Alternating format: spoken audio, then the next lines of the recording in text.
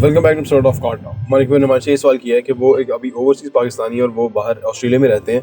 वो कह रहे हैं कि मैंने आज से तकरीबन 5 साल पहले एक बैरीटाउन फेज 7 के अंदर है विलायत कॉम्प्लेक्स, मैंने वहाँ पे इन्वेस्टमेंट्स की थी, मैंने वहाँ पे कुछ दुकानें ली थी।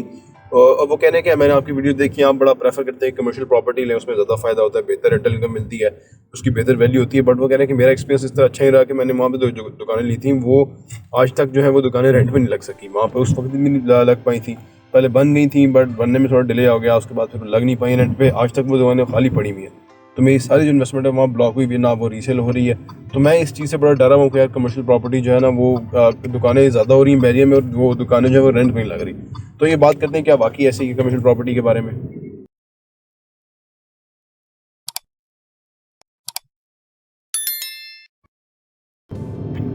बिस्मिल्लाहिर्रहमानिर्रहीम, अस्सलाम वालेकुम रहमतुल्लाहि व बरकातुहू। देखिए जी, जो सेल्समैन है ना, बेचने वाला जो है वो आपको हर अच्छी चीज़ करके बेच जाता है, हर चीज़ अच्छी करके बेच जाता है, ठीक है ना। वो कमर्शियल कामयाब नहीं हुआ, उसकी काफ़ी सारी वजह है। उसमें सबसे बुनियादी वजह ये है कि वो उसके अंदर इतना ज़्यादा कमर्शियल एक साथ दे दिया गया कि वो चलेगा, मैं ये भी आपको बता दूं, चलेगा लेकिन 5 साल बाद, ठीक है ना। ऑलरेडी वहाँ पॉपुलेशन बहुत हो रही है और वहाँ अभी मज़ीद टाइम लगेगा।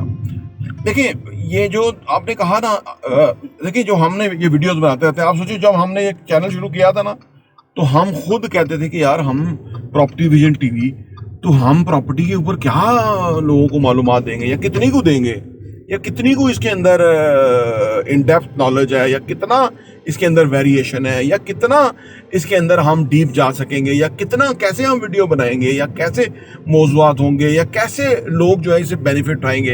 ये सारे हमारे सवाल थे, लेकिन हमने अल्लाह के नाम लेकर शुरू किया। जब हमने शुरू किया तो फिर हमें समझ आई कि यार ये तो बहुत बड़ा फील्ड है। फिर हमने इंटरनेशनली जब दुनिया को पढ़ा देखा तो हमने रियल एस्टेट दुनिया का सबसे बड़ा बिजनेस है, इन्वेस्टमेंट मॉडल है। रियल एस्टेट का मतलब जब भी मैं कहूँ ना मैं फाइल की बात करता हूँ, ना मैं प्लॉट की बात करता हूँ, मैं फिनिश प्रॉपर्टी की ही बात करता हूँ। अच्छा, फिर हमने ये देखा कि जी इसके अंदर जो लोग काम करने वाले हैं उनकी क्रेडिबिलिटी रिक्वायर्ड है। अच्छी क्रेडिबिलिटी वाले लोग के साथ आप इन्वेस्ट करेंगे तो आपको फायदा होगा। अगर कोई किसी की ऐसी क्रेडिबिलिटी है कि वो जैसे लोग सूद पे पैसा ले लेते हैं, तो वो सूद पे पैसा लेने के बाद वो अगलों को किराया कमिट कर देते हैं लेकिन किराया देते नहीं है। अच्छा, वो पैसा भी नहीं वापस करते, ये इसके अंदर और प्रॉब्लम है एक। अच्छा, फिर वो बीच में लड़के लड़कियों को हायर किया, उनको सैलरी पे रखा, वो अपने फूफा चचा मामा ताया उसको आप समझ लें मजबूर करके कुछ चीज़ बेच जाते हैं। यानी सेलिंग की बुनियाद तरीका ही गलत है कि उनको अंधेरे में रख के बेच जाते हैं और वो फंस जाते हैं। अच्छा, फिर लोग जो लेस इंपॉर्टेंट जगह हैं उनको इंपॉर्टेंट करके रेट पे बेच जाते हैं।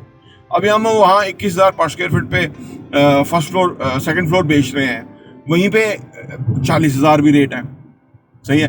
अब अगर एक बंदा मार्केट में आता है और वो पूरी तरह सर्वे नहीं करता, एप्पल टू एप्पल कंपैरिजन नहीं करता, पूरी रिसर्च नहीं करता, ये नहीं देखता कौन बिल्डर बना रहा है या बनाएगा कि नहीं बनाएगा, ये लोकेशन और मुझे क्या मिल सकती है ना, अगर वो ये सारा नहीं करता तो वो अधूरा काम करता है। उसका जो ना काम करने के जो उसको सजा है वो आने वाले टाइम मिलेगी, वो मिल सकती है लेस प्रॉफिट की शक्ल में, क्योंकि प्रॉपर्टी में प्रॉफिट हो ही जाता है, लेस प्रॉफिट की शक्ल में। अच्छा, रेंट पे ना लगने की शक्ल में उसको इसका भुगतना पड़ सकता है अगर उसने पूरा रिसर्च वर्क नहीं किया है जी, ये सारी चीज़ें।